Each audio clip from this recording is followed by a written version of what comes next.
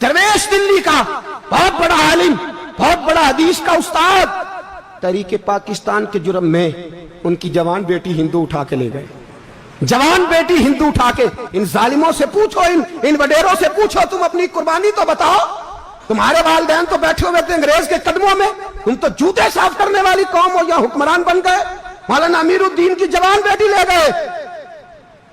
और हजरत के पास लोग आए, मुझे बताओ बेटियों की तकलीफ कितनी बड़ी होती है। सीना जख्मों से छलनी हो गया।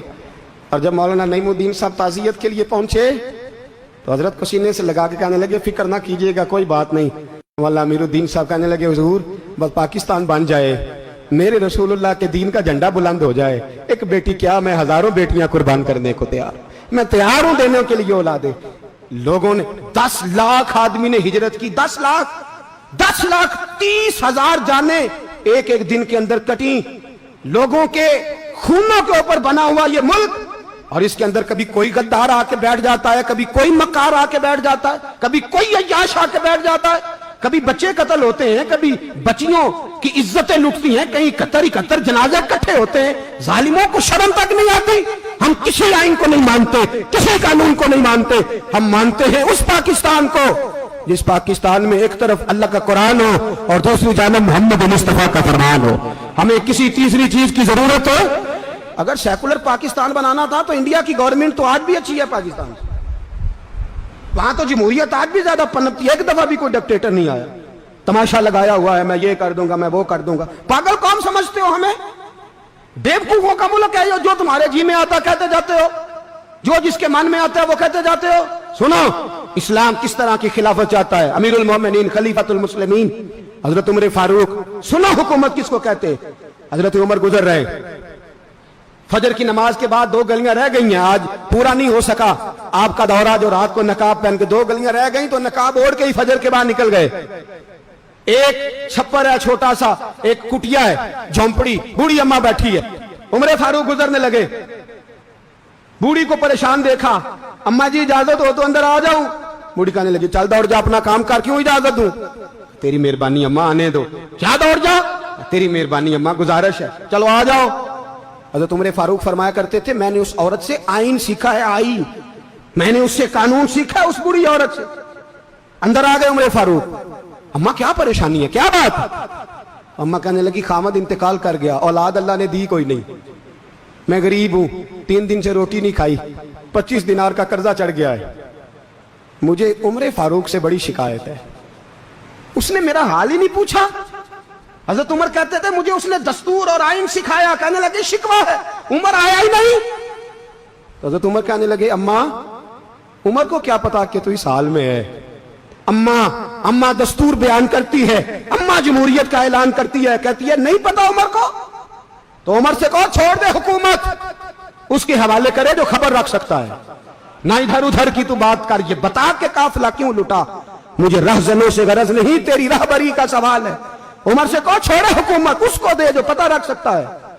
हजरत सैयदना नाफे फरमाते हैं, जिसके सामने किसरा और रूम के बादशाह कांपा करते थे, मैंने उस उमर को बूढ़ी अम्मा के सामने कांपते हुए देखा है।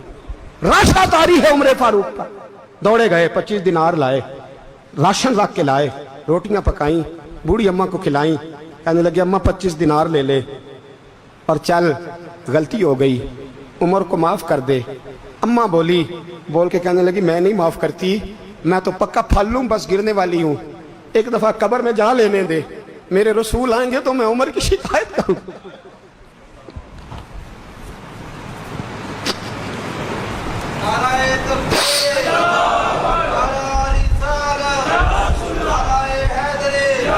फरमाया, मैं शिकायत करूंगी महबूब पाक से और अर्ज करूंगी, हुजूर इसे पूछ, इसको निगरान बनाया गया, इसने मुझ बेवा और लवारस की खबर ही नहीं ली। ये है आईन इस्लाम, ये है दस्तूर मुस्तफा करीम सल्लल्लाहु अलैहि वसल्लम। यहां कितने गरीब भूखे सोते हैं, कितनों के बच्चे रोज अगवा होते हैं, कितनी मुसीबतें। गवर्नमेंट कहती है कुछ भी नहीं, कुछ भी नहीं, कुछ भी नहीं, अफवाह है, अफवाह है। अफवाह है तो उसका इलाज क्यों नहीं होता? आप मैदान में सरेआम आके उसका ऐलान क्यों नहीं करते? जागिए और सुनिए मेरी बात। हजरत सैयदना फारूक आजम ने 25 दिनार दिए, फिर उस अम्मा को खाना दिया, कोई बरादरी नहीं इस अम्मा की, कोई वोट बैंक नहीं, कोई ये अम्मा किसी बड़ी बरादरी की नहीं जिसका 2 लाख वोट हो।